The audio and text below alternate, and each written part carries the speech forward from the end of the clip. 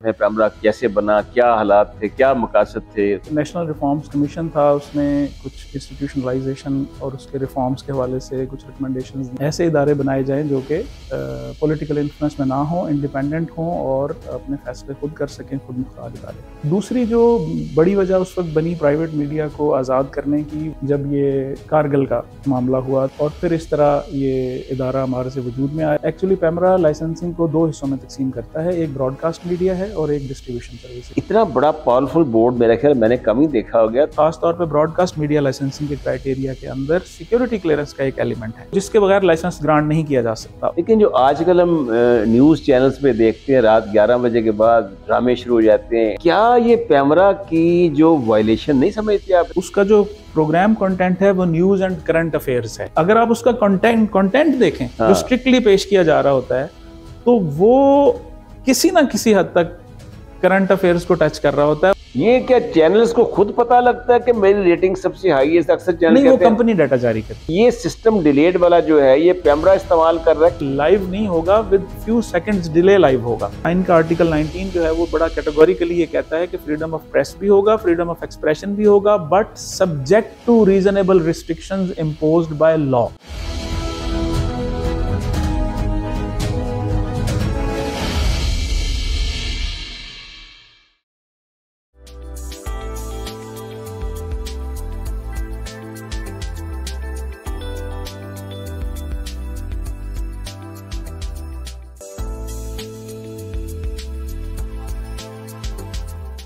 बिस्मिल्लाहिर्रहमानिर्रहीम। नाज़रीन, programme bureaucrat के साथ अब्दुल बासित खान हाज़िर खिदमत है। नाज़रीन, आपको याद होगा एक वक्त था जब पाकिस्तान टेलीविज़न और रेडियो ही सिर्फ इंफॉर्मेशन का एक ज़रिया थे। पाकिस्तान में वो दौर था जब ख़ास तौर पे ऐसे लोग जो क्रिकेट देखते थे तो हम उस वक़्त कोई भी लाइव क्रिकेट मैच नहीं देखा करते थे। हमें कमेंट्री सुनना पड़ती थी, कान से रेडियो लगाते थे घंटों घंटों तक। हमें पहले यही नहीं पता लगता था कि खेल कौन रहा है। वहाँ पे ख़ास तौर पर कमेंट्री इस अंदाज से करते थे ऑस्ट्रेलियन। तो आप यकीन जानिए उस वक्त ऐसा महसूस होता था कि हम बहुत बैकवर्ड हैं, पीछे हैं। मौसमी पेशन गोई होती थी तो वो ठीक हमेशा होती थी। ऑस्ट्रेलिया में 10 बजे बारिश होगी, 1 बजे मैच शुरू होगा, 1 बजे मैच शुरू होता था। लेकिन पाकिस्तान में वो हालात नहीं थे। पाकिस्तान में हम लोग सिर्फ अखबारात, रेडियो और एक पाकिस्तान टेलीविज़न का चैनल था। फिर एक ऐसे हालात आए जो ख़ास तौर पे जो इंफॉर्मेशन टेक्नोलॉजी का दौर आया, इंटरनेट का दौर आया, मीडिया की न्यूज़ जो हैं, हम ग्लोबलाइजेशन आई, हम दुनिया के साथ साथ चलने लगे। तो ज़रूरत पेश आई कि हमारे भी चैनल्स हों और हम बराह रास्त क्रिकेट के मैच देख सकें, बराह रास्त दुनिया में क्या हो रहा है उसको देख सकें। तो फिर ये 1 मार्च 2002 में उस वक्त जनरल परवेज़ मुशर्रफ साहब थे जब ये पैमरा ऑर्डिनेंस का नफाज हुआ। तो इनफ्लो ऑफ इंफॉर्मेशन, बात तो लोग कहते हैं कि अब बहुत ही ज़्यादा हो गया, और कुछ लोग कहते हैं तो जिन है इसको बंद कैसे वापस करें।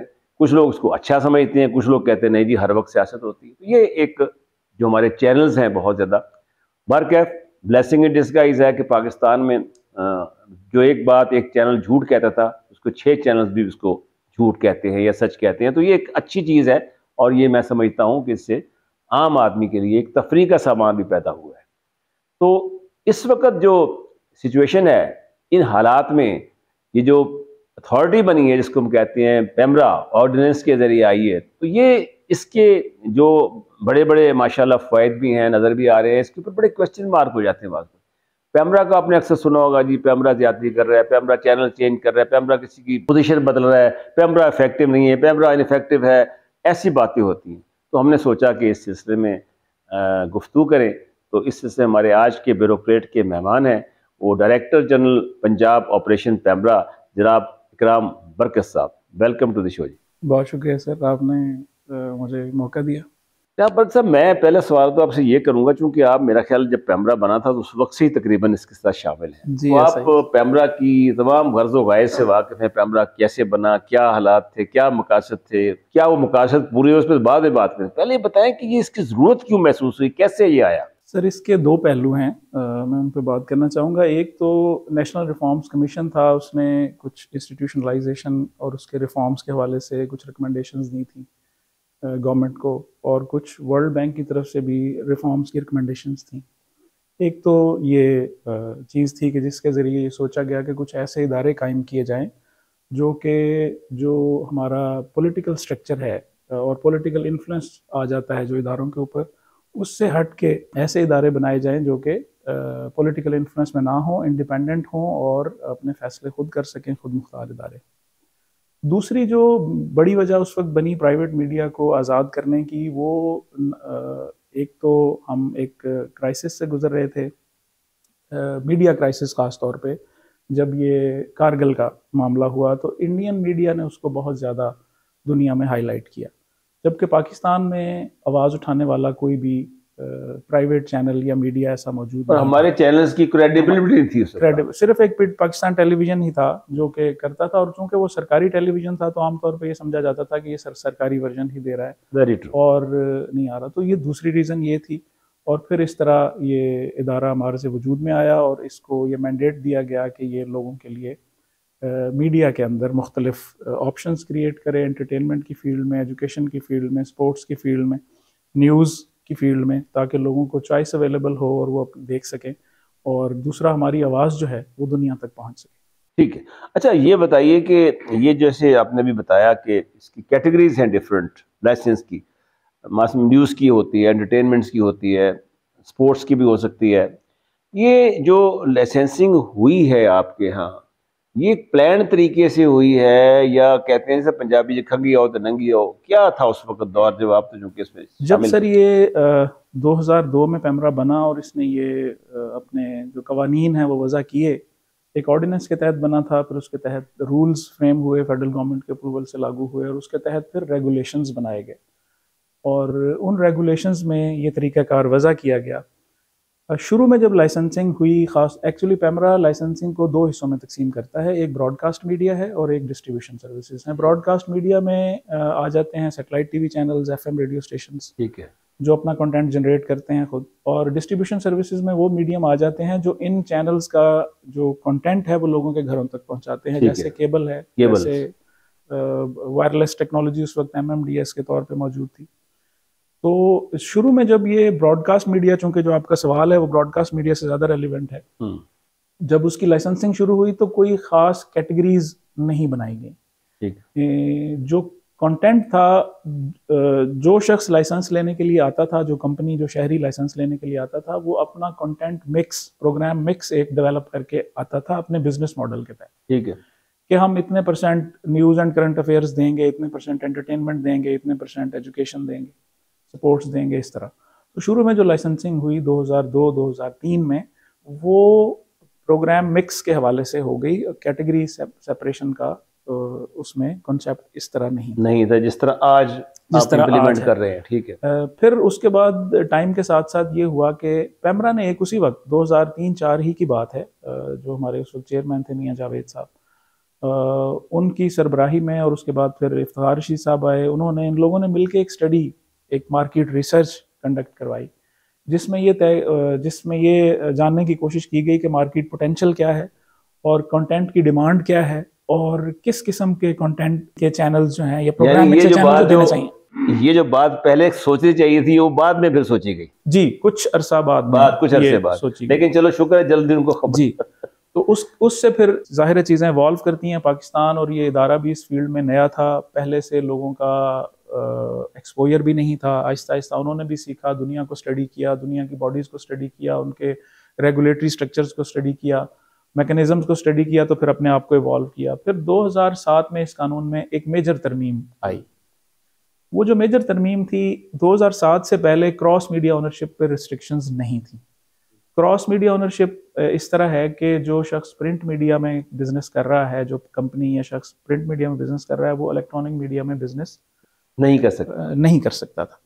यानी अगर ये 2007 में तरमीम हुई थी, 2007 में कानून में मेजर तरमीम हुई जिसमें ये इजाजत दे दी गई, और ये दुनिया में मेरा ख्याल पाकिस्तान के अलावा पाकिस्तान में ही है ये सिर्फ पाकिस्तान कि जो न्यूज़ चैनल, जो अखबार चलाता है वो न्यूज़ चैनल भी चला सकता है, और जो न्यूज़ चैनल चलाता है वो अखबार भी चला। चले पहले ये बता दें, आप क्या आप बहैसियत दीजी पैमरा नहीं, आप बहैसियत एक आम आदमी की क्या समझते हैं कि ये जो पॉइंट ऑफ व्यू था उस वक्त, या तरमीम ख़त्म की गई आगे करी, क्या ये एक अच्छी इकदाम था ये?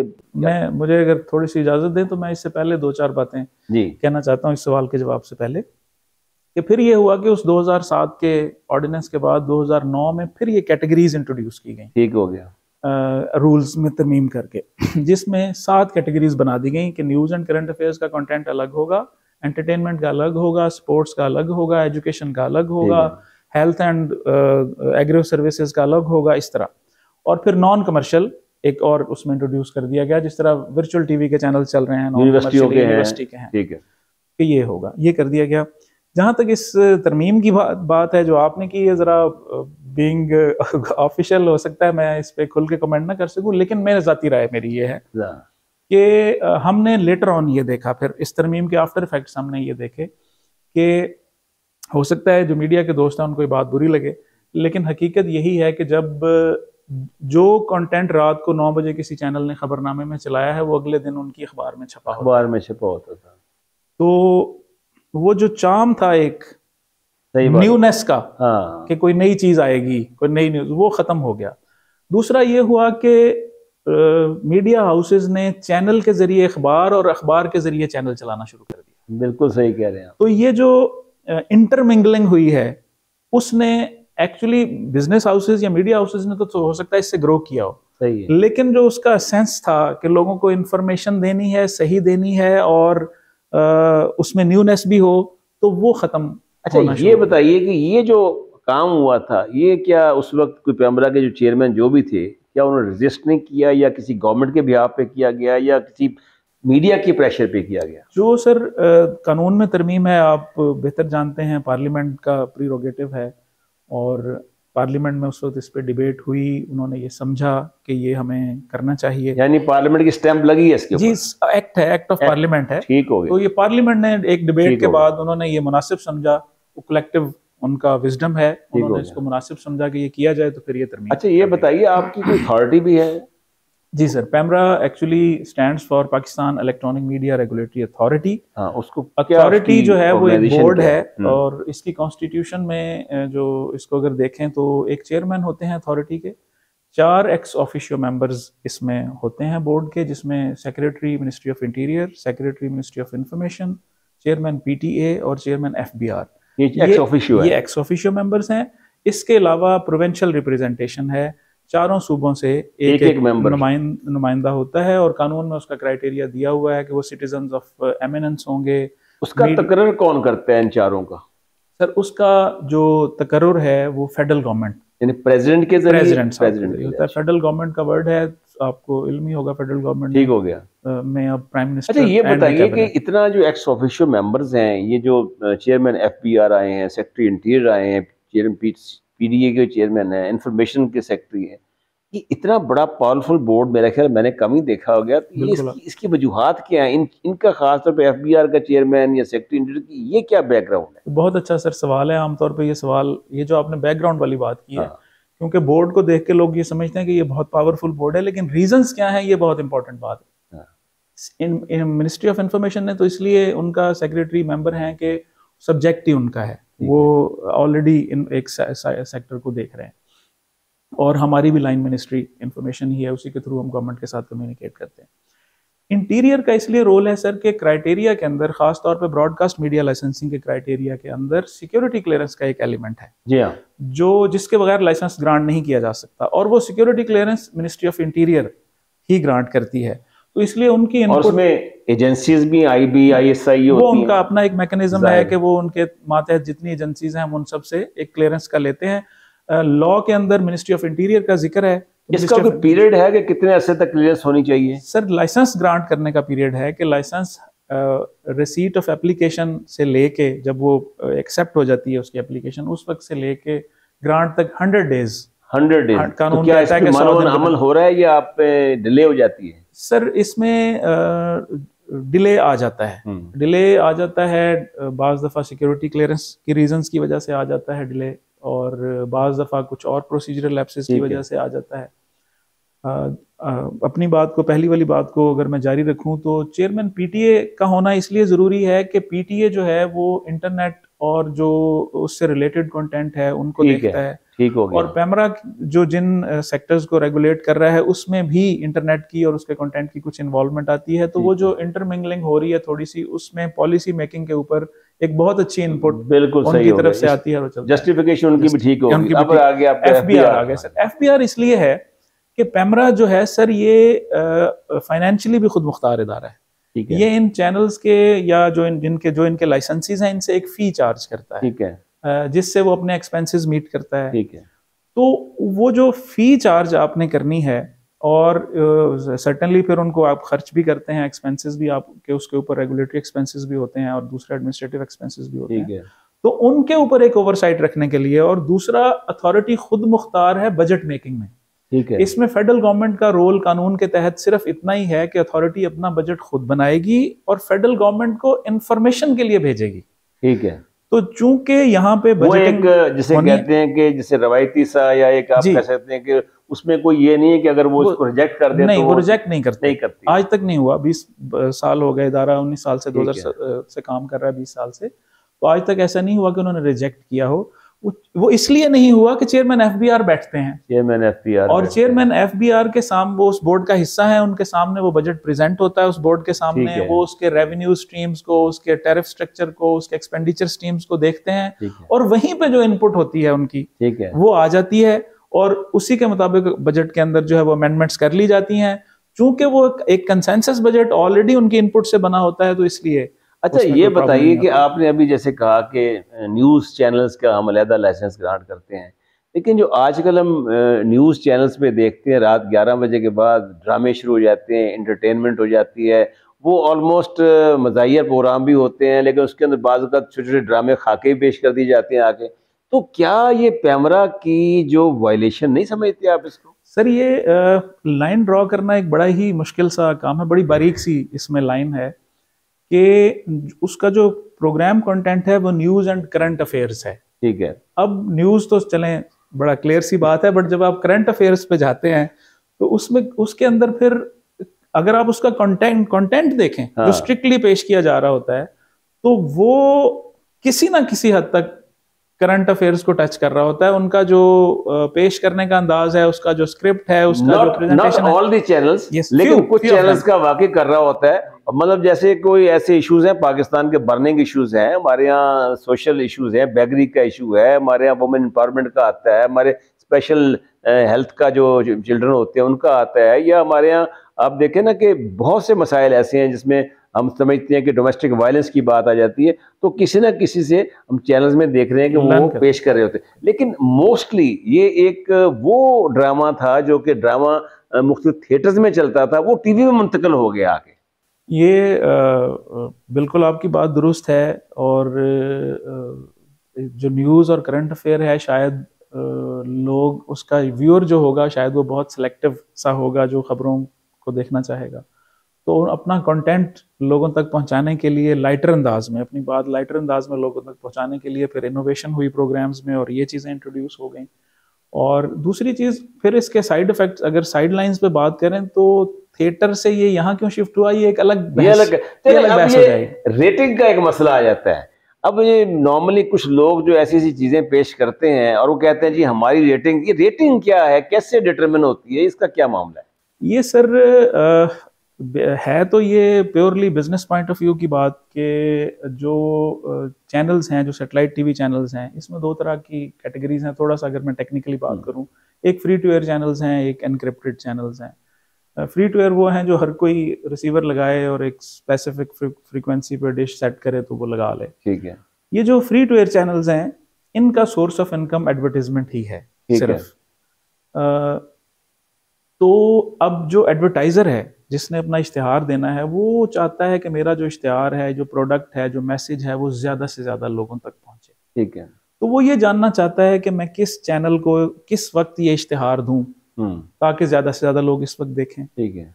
और इसको देख, उसके लिए फिर एक बिजनेस एक और इवॉल्व हुआ कि उन्होंने ये स्टडी करके ये डिटरमिन करना शुरू किया कि किस वक्त कौन सा चैनल और कौन सा प्रोग्राम सबसे ज्यादा देखा जा रहा है। ठीक है। ये डाटा उन्होंने देना शुरू किया, प्राइवेट कंपनीज ने। ठीक है। उन्होंने देना शुरू किया। एडवर्टाइजर्स ने उनसे मालूमात लेनी शुरू की कि कौन सा प्रोग्राम किस चैनल पे सबसे ज़्यादा देखा जाता है, तो उन्होंने उसके मुताबिक अपना इश्तिहार प्लेस करना शुरू कर दिया प्रोडक्ट के हिसाब से। ठीक है।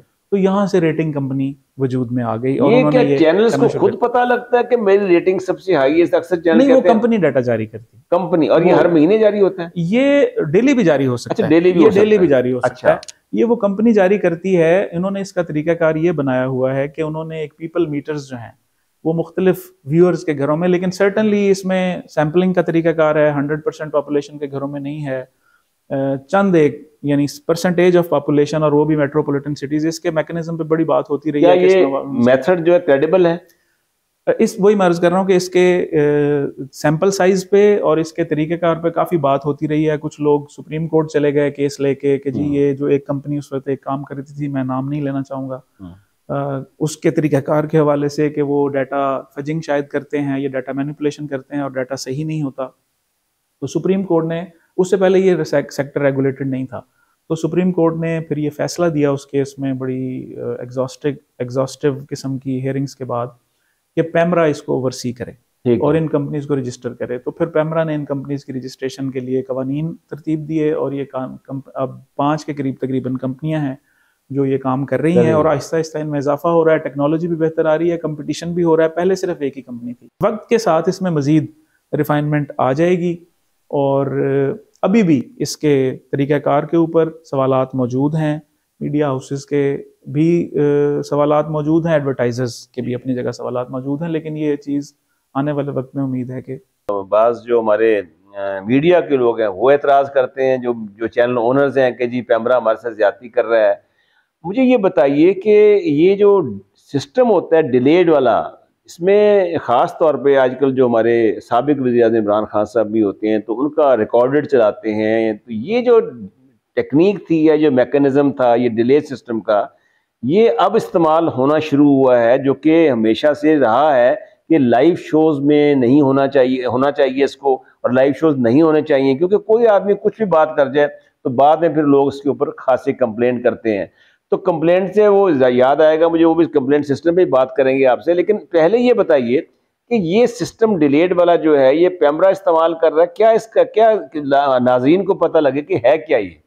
जब ये शुरू हुए थे चैनल्स तो ये लाइव प्रोग्राम्स, लाइव शोज होते थे, live talk shows, live programmes होते थे। उसमें बाज़ दफ़ा ये हुआ कि abusive language, derogatory remarks, hate speech, कोई वायलेंट चीज़ें हो गई, लोगों ने चीज़ें उठा के एक दूसरे को मार दी और वो एयर हो गई, वो रुक नहीं सकी।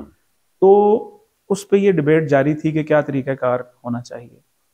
पहले भी ये तरीक़ाकार मौजूद था, ज़रा मुबहम सा था। फिर 2015 में जब कोड ऑफ कंडक्ट जो है जारी किया गया कंसेंसस के साथ और सुप्रीम कोर्ट के अंडर सुपरविजन जब इसको जारी किया गया, तो उसमें फिर ये क्लॉज जो है ये मैंडेटरी आ गई कोड ऑफ कंडक्ट के अंदर के चैनल्स जो हैं वो अपना कंटेंट, एक बहुत इंपॉर्टेंट बात इसमें मैं करना चाहूँगा कि ये जो कोड ऑफ कंडक्ट दिया गया है 2015 का, ये सेल्फ रेगुलेशन को इंश्योर करता है। सेल्फ रेगुलेशन मीन्स के चैनल अपना एक ओवरसाइट कमेटी बनाएगा, चैनल या ब्रॉडकास्टर, जिसे आप मॉनिटरिंग कमेटी कह सकते हैं, जिसे आप एडिटिंग कमेटी कह सकते हैं, एडिटोरियल ओवरसाइट होगी। और वो कमेटी जो है कंटेंट ऑन एयर होने से पहले देखेगी कि ये कानून की खिलाफ वर्जी में तो नहीं कोई कंटेंट जा रहा, आइन की खिलाफ वर्जी में तो नहीं कोई कंटेंट जा रहा। ये तो पहले पाकिस्तान टेलीविजन में भी था, मुझे याद है, वहां भी एक आदमी होता था जो प्रोग्राम चलने से पहले बाकायदा वो स्क्रिप्ट सामने रख के हर प्रोग्राम को देखते थे और उसमें से खामी होती थी उसको दूर कर दिया करते थे। लेकिन हम ये बात कर रहे हैं ये जो डिले सिस्टम, मैं उसी तरफ आ रहा हूं। तो वो इफेक्टिव ना हो सका, वो जो एडिटोरियल कमेटीज वाला कॉन्सेप्ट था। एडिटोरियल कमेटीज बनी लेकिन वो नाम की कमेटीज रह गई, कंटेंट इतना फास्ट हो गया और वो जो सबसे पहले की दौड़ हो गई कि जी हम सबसे पहले और फलांग चैनल पे ये खबर सबसे पहले, उसने इसको पीछे छोड़ दिया और लोगों ने चलाना शुरू कर दिया। फिर इस पे आइन जो है, आइन का आर्टिकल 19 जो है वो बड़ा कैटेगोरिकली ये कहता है कि फ्रीडम ऑफ प्रेस भी होगा, फ्रीडम ऑफ एक्सप्रेशन भी होगा, but subject to reasonable restrictions imposed by law. और आगे उन्होंने ये बताया है कि वो जो रीजनेबल रिस्ट्रिक्शंस हैं वो किस लिए होंगी। आप हेट स्पीच नहीं आप कर सकते, एंटी स्टेट बात नहीं आप होगी, आर्म फोर्सेस, जुडिशरी, कॉन्टेम्पचुअस, ये सारी चीजें, इस्लाम की आइडियोलॉजी, ये सब उसमें कवर किया गया। इसी को देखते हुए ये कोड ऑफ कंडक्ट बना था।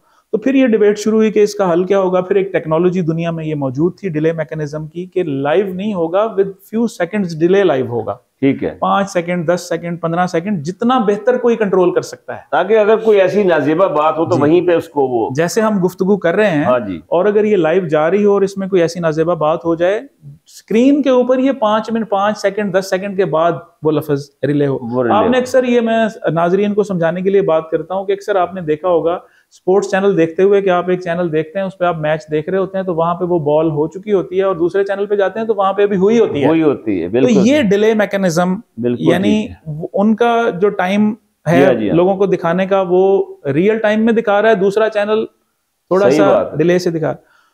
कंटेंट पहुंच रहा है पहले में भी, दूसरे में भी, लेकिन फर्क ये है कि दरमियान में अगर कोई वायलेशन हो गई, कोई गलती होगी, तो उसे कंट्रोल किया जा सकता है। ठीक है, तो चैनल्स को ये इनकरेज किया गया रेगुलेटर की तरफ से भी और उनकी अपनी यूनियंस की तरफ से भी, और इस पे डिबेट भी हुई, मीटिंग्स भी हुई, और उन्हें कहा गया कि आप इसको इंप्लीमेंट करें, ये मैकेनिज्म लगाएं, ताकि जो लाइव प्रोग्राम है वो चंद सेकंड डिले के साथ, वो टाइम डिटरमिन करना आपका मसला है कि आप कंट्रोल जितनी जल्दी कर सकें। ठीक हो गया, रिस्पांस टाइम ठीक हो गया। तो वो टेक्नोलॉजी फिर चैनल्स ने वो अडॉप्ट की, और अब ये हो रहा है, अब ये कंटेंट जो है वो मॉनिटर होने के बाद फिर उस पे जा रहा है। अवाम को बहुत चीजें नापसंद है, अवाम कहते हैं जी हमें नापसंद है, और वो ये चीज दिखा दी गई, ये प्रोग्राम गलत था, ये इस्लाम के खिलाफ था, ये हमारी कल्चरल वैल्यूज को खराब कर रहा है, ये हमारी सोशल वैल्यूज को खराब कर रहा है, ये हमारी पाक फौज के खिलाफ है। कोई ऐसी चीजें हर आदमी लेमैन के अंजस से ऐसी तो होती हैं। क्या सिस्टम है वो कंप्लेंट, कोई सिस्टम आपके यहाँ है इस तरह का? कोई बिल्कुल ऐसा सिस्टम मौजूद है। एक तो हम जिस सेक्टर को रेगुलेट कर रहे हैं उसमें चूंकि पब्लिक का सेंटिमेंट भी इन्वॉल्व है, लोग देखते हैं, और डायरेक्ट व्यूअर्स जो हैं वो उन चैनल्स के क्लाइंट्स हैं, तो हर शख्स जाहिर है एक डिफरेंट बैकग्राउंड, डिफरेंट सोच, डिफरेंट एजुकेशन लेवल और डिफरेंट एक्सपोजर का हामिल है, और वो हर चीज़ को एक डिफरेंट कॉन्टेक्स्ट में भी देखता है और उसे उसी तरह इंटरप्रेट भी करता है। तो जाहिर है फिर डिफरेंस ऑफ ओपिनियन भी आता है, कंटेंट के ऊपर लोगों के एतराज़ात भी आते हैं, और कानून की वायलेशन के हवाले से भी चीज़ें सामने आती हैं। कंप्लेंट के हवाले से पैमरा ने मुख्तलिफ मैकेनिज़्म मौजूद हैं। एक तो आप, हमारा कॉल सेंटर है, उस पर 24/7 वो टोल फ्री नंबर है, उस पर कॉल करके कंप्लेंट कर सकते हैं। दूसरा ईमेल के जरिए कर सकते हैं। तीसरा वेबसाइट के ऊपर, फेसबुक के ऊपर, और इवन सोशल मीडिया, ट्विटर के ऊपर। मैं लाहौर में हूँ और मैं एक कंप्लेंट करता हूँ, तो क्या उसका फिर आप कैसे सुनेंगे? मैं उस पे आ रहा हूँ। एक तो ये तरीक़ेकार है, और एक फिर लीगल फोरम है काउंसिल ऑफ कंप्लेंट्स का, जो वहाँ बना हुआ है। और ये जो काउंसिल ऑफ कंप्लेंट्स हैं, ये चारों सूबों में और हेडक्वार्टर में इस्लामाबाद में, यानी फेडरल कैपिटल। यानी आप पंजाब में हैं तो आप पंजाब में आपके पास काउंसिल ऑफ कंप्लेंट्स। ये जो काउंसिल ऑफ कंप्लेंट्स है, ये भी एक चेयरपर्सन और 5 मेंबरान पर मुश्तमिल एक काउंसिल होती है। इसको भी फेडरल गवर्नमेंट अपॉइंट करती है। अच्छा। और ये इसमें पैमरा का कोई एम्प्लॉय शामिल नहीं होता। और ये इंडिपेंडेंट लोग हैं, मीडिया की फील्ड से, एकेडमिया की फील्ड से, लॉ की फील्ड से, जो कि रेलिवेंट लोग हैं, वो बैठते हैं। उनके सामने जो भी कंप्लेंट, जो खास तौर पे कंटेंट रिलेटेड कंप्लेंट है, उसमें सिस्टम में आप भी बैठते हैं साथ? उसमें जो हमारे रीजनल डायरेक्टर होते हैं मुताल्लिका रीजन के, वो सेक्रेटरी के फराइज अंजाम देते हैं। मैं लाहौर की काउंसिल का तकरीबन 2.5 साल 3 साल सेक्रेटरी के मैंने फराइज अंजाम दिए हैं। और उसमें ये होता है कि फिर उन कंटेंट्स को, जो कंप्लेंट्स आती हैं, उनको उनकी कैटेगरीज पर हम बनाते हैं कि कुछ वो हैं जो एग्जीक्यूटिव लेवल पे हल हो जाती हैं। जो कंटेंट रिलेटेड कंप्लेंट्स हैं खास तौर पे, वो हम काउंसिल के सामने लेके जाते हैं। काउंसिल उसमें कंप्लेनेंट और रिस्पोंडेंट दोनों को समन करती है, दोनों को सुनती है, और सुनने के बाद अप्रोप्रिएट एक्शन जो है वो अथॉरिटी को रिकमेंड करती है। इजलास कब होते हैं ऐसी कंप्लेंट? यानी अपने, जब आप देखते हैं काफी कंप्लेंट्स इकट्ठी हो गई हैं, या आपकी मर्जी में होता है हर महीने ये कंप्लेंट्स? इसमें कानून में है कि 40 दिन के अंदर एक इजलास करना जरूरी है, मैंडेटरी है एज पर लॉ, रेगुलेशंस के अंदर मौजूद है। उसमें नंबर ऑफ कंप्लेंट्स मैटर नहीं करती, वो जितनी भी कंप्लेंट्स हों 40 डेज में एक इजलास करना उसका लाजमी है। अच्छा इकराम बरकत साहब, ये बताएं कि ये जो आखिरी सवाल आपसे कर लेते हैं कि ये जो अक्सर औक़ात शिकवा करते हैं कि चैनल्स के, जी हमें पीछे डाल दिया गया, आगे डाल दिया गया, ये क्या मामला है? कुछ लोग जो हैं चैनल्स जो शुरू में आते हैं, कुछ बहुत देर में आते हैं, 100 के बाद आते हैं, इनकी क्या वजूहात है? क्यों होता है ऐसे? क्या वो ज़्यादा फीस पे करते हैं, या क्या मामला है? किस वजह से वो पहले शुरू के चैनल जो? ये बड़ा अच्छा सवाल है। आमतौर पे ये समझा जाता है कि शायद पैमरा इसको मैनिपुलेट करता है। पैमरा के कानून में नेशनल ब्रॉडकास्टर के चैनल चलाना लाजमी है, बेसिक सर्विस का हिस्सा है। इसके अलावा जितने लाइसेंसी चैनल्स हैं उन्होंने जो डिस्ट्रीब्यूशन नेटवर्क्स हैं हमारे, जिसमें केबल टीवी चैनल आ जाते हैं, ऑपरेटर्स आ जाते हैं, उनके साथ एग्रीमेंट करना है कि हम आपके नेटवर्क पे अपना कंटेंट आपके नेटवर्क के थ्रू लोगों तक पहुंचाना चाहते हैं। ठीक है। और उसका फिर उनका आपस का जो भी एग्रीमेंट होता है वो उनका बिजनेस एग्रीमेंट है, इसको पैमरा रेगुलेट नहीं करता। जो केबल ऑपरेटर्स हैं उन्होंने जॉनरा वाइज बुके डेवलप किए हुए हैं। लॉ में भी है कि आप बुके में चलाएंगे। बुके का मतलब ये है कि न्यूज चैनल सारे सीक्वेंस में होंगे, फिर एंटरटेनमेंट सारे उसके बाद सीक्वेंस में होंगे, जो भी सीक्वेंस वो तय कर लें। तो वो जो ऑपरेटर है, अब हमारे यहाँ केबल के अंदर दो तरह की टेक्नोलॉजीज काम कर रही हैं। एक एनालॉग टेक्नोलॉजी है जिसमें लिमिटेड नंबर ऑफ चैनल दिखाए जा सकते हैं, और दूसरी डिजिटल है जिसमें मैक्सिमम नंबर ऑफ चैनल 300, 400, 500 तक वाले भी मौजूद हैं, दिखाए जा सकते हैं। पैमरा के इस वक्त करीबन 161 के करीब लाइसेंसी हैं सैटेलाइट टीवी चैनल्स, और साथ जो लैंडिंग राइट्स ऑपरेटर्स हैं जो बाहर से चैनल आके चल रहे हैं, बाहर के चैनल्स हैं और यहाँ पे अपना डिस्ट्रीब्यूट कर रहे हैं कंटेंट। जो एनालॉग ऑपरेटर है उसके पास मैक्सिमम कैपेसिटी जो है वो 60-70 चैनल की है, वो उससे ज्यादा उस पर दिखा नहीं सकता, टेक्नोलॉजी सपोर्ट नहीं करती और वो क्लियर भी फिर उस नहीं आते। तो अब उसने 160 में से चूज करना है, ठीक है, कि मैं कौन से 60-70 दिखाऊं। तो वो पब्लिक डिमांड को देखते हैं कि उनके एरिया के अंदर लोग क्या देखना चाह रहे हैं, यानी ये इस्तेकाक, वो अपना इंटरेस्ट भी देखते हैं, अपना बिजनेस इंटरेस्ट भी देखते हैं। अच्छा, वो ऑपरेटर जो है अपना बिजनेस इंटरेस्ट भी देखते हैं। यानी कहने का मतलब ये है कि जो केबल ऑपरेटर है वो उसका अपना इस्तेकाक है कि वो चलाए, पैमरा का इससे कोई लेना देना नहीं। पैमरा का लेना देना तब है जब उनका आपस में एग्रीमेंट है, ये मैं कानून की बात कर रहा हूँ स्ट्रिक्टली, कि जब उनका आपस में एग्रीमेंट है चैनल का और केबल ऑपरेटर का, और दोनों में से कोई एक पार्टी उस एग्रीमेंट की वायलेशन कर रही है तो वो कंप्लेंट लेके पैमरा के पास आ सकती है। फर्ज करें एक चैनल ने, एक्स चैनल ने वाई ऑपरेटर से एग्रीमेंट किया कि मेरा चैनल 10वें नंबर पे चलेगा, ठीक है, और वो ऑपरेटर उसको वायलेट करता है और वो 10वें से उठा के उसे 20वें पे डाल देता है। तो अब उसने उस एग्रीमेंट की वायलेशन कर दी। अब चैनल एग्रीव्ड पार्टी है, वो पैमरा को कंप्लेंट कर सकता है। अच्छा, वायलेशन भी तो होती हैं जिसके ऊपर आप चैनल्स को 2 दिन के लिए, हफ्ते के लिए, 10 दिन के लिए, 1 माह के लिए बंद कर देते हैं, या नॉन रिसीट ऑफ जो होती है उनकी एनुअल फीस, वो भी वजह बन जाती है। तो ऐसे भी वाकया तो नॉन रिसीट ऑफ फी के ऊपर तो बहुत कम ऐसे एक्शन हैं जो हुए हैं। आमतौर पे जो कंटेंट वायलेशन है उसके हवाले से ये एक्शन होते हैं, लेकिन उसमें भी ये जो कोई प्रोग्राम हम प्रोहिबिट कर सकते हैं, सेक्शन 27 ऑफ एक्ट है, अदालतों में चले जाते हैं, अदालत से स्टे मिल जाता है। जाहिर यही तो सर खूबसूरती है निजाम की कि लेजिस्लेचर, एग्जीक्यूटिव एंड जुडिशरी, ये 3 पिलर्स हैं स्टेट के जो चला रहे होते हैं, और एग्जीक्यूटिव के काम के ऊपर जुडिशरी जो है। अच्छा, वो एक और चीज बता दे, डीटीएच आपके यहाँ जो बड़ा एक कहते थे, कब से सुनने में आ रहा था कि इंडिया में तो मेरे ख्याल वहाँ काफी लाइसेंसिंग होती है उसके, भाई यहाँ हमारे पास नहीं हो सकी, क्या वजूहत है इसकी? जरा मुख्तसर सा जवाब। मैं सर अर्ज करता हूँ, हम तो पायनियर थे पैमरा और पाकिस्तान डीटीएच में। 2003 में हमने ये बिडिंग करा दी, और फिर कुछ शुरू में कंपनीज के इंटरेस्ट की वजह से, बाद में टेक्निकल इश्यूज की वजह से लॉन्च ना हो सका, फिर लिटिगेशन में रहा, बहुत प्रोलॉन्ग किया। फिर 17 में हमने 2017 में दोबारा हमने, और मीनवाइल आपको मैं एक बात ऐड करता चलूं कि हमने तो 2003 में शुरू किया, इंडिया ने 2007 में किया, साथ में, और उनके ज्यादा लाइसेंसिंग हो गई। हमारे यहाँ इश्यूज रिजॉल्व होते बहुत टाइम लगा। 2017 में फिर हमने बिडिंग की, उसमें 3 पार्टीज जो थी, 3 कंपनीज जो थी, वो सक्सेसफुल हुई। उनमें से एक की सिक्योरिटी क्लियरेंस हो गई, उसे लाइसेंस भी ग्रांट कर दिया। 2 की अभी तक सिक्योरिटी क्लियरेंस की वो 2 कौन सी हैं? स्टार टाइम्स के नाम से एक कंपनी थी, उसमें उनको अभी तक सिक्योरिटी क्लियरेंस नहीं मिली। एक मैग एंटरटेनमेंट थी, उनको भी, इसका मतलब एक लाइसेंस हमारे पास डीटीएच का, एक लाइसेंस डीटीएच का ग्रांट हुआ, लेकिन वो भी अभी तक ऑपरेशन स्टार्ट नहीं हुआ। तो आप नहीं समझते कि डीटीएच एक बहुत आम आदमी के लिए एक बहुत सहूलत है इसके अंदर? और सर ये बिल्कुल, ये एक डिस्ट्रीब्यूशन के अंदर एक नई टेक्नोलॉजी थी, वायरलेस टेक्नोलॉजी। लोगों को अक्सर केबल से इशू रहता है कि जी वो केबल का खराब हो गया, हिल गई है, तो ये वाया सैटेलाइट और डिजिटल टेक्नोलॉजी थी, बहुत अच्छी टेक्नोलॉजी थी, बहुत पहले आ जानी चाहिए। हुकूमत को नहीं जाते कि जी इसको किया जाए, किस तरफ से, क्या आखिर कहीं कहीं से सपोर्ट तो मिलनी चाहिए ना। बेसिकली गवर्नमेंट्स आती हैं, आम आदमी के लिए फायदे के लिए बात करती है, और डीटीएच आप बिल्कुल सही कह रहे हैं कि इससे आम आदमी को फायदा है। एक वायरलेस सिस्टम है, केबल के उससे निजात मिल जाएगी, और उसकी जो रिसेप्शन ही बहुत बेहतर होती है उसमें। तो इसके ऊपर खासी प्रोसीडिंग हुई, उस कंपनी को भी इंगेज किया अथॉरिटी ने काफी, और उनको पुश भी किया कि वो जितनी जल्दी हो सके इसे लॉन्च करें। अभी उन्होंने मेरे ख्याल एक फाइनल अपॉर्चुनिटी मांगी हुई है, उम्मीद है। अच्छा, दूसरी आखिर में ये बताएं, पैमरा फाइनेंशियली ठीक चल रहा है या इसमें भी कोई मसाइल हैं आपके?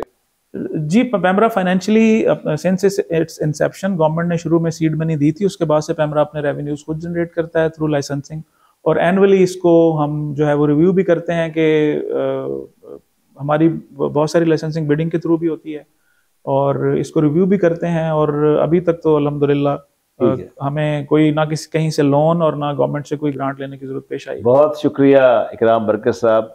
नाज़रीन, ये थे हमारे डायरेक्टर जनरल ऑपरेशन पंजाब इकराम बरकत साहब जो पैमरा में है, और ये मैं समझता हूँ कि बड़े कमिटेड और बड़े एफिशिएंट ऑफिसर हैं। मैं इनको जानता हूँ और बहुत मैं समझता हूँ कि इन्होंने जो एज ए फाइनेंस के तौर पे भी वहाँ काम किया है पैमरा में, और अब ये जो चूँकि पंजाब को लुक आफ्टर कर रहे हैं, और उम्मीद है कि आपको ये प्रोग्राम पसंद आया होगा। इंशाल्लाह इनसे आइंदा भी सिटिंग रहेगी। आइंदा प्रोग्राम की इजाज़त दीजिए। अल्लाह हाफ़िज़।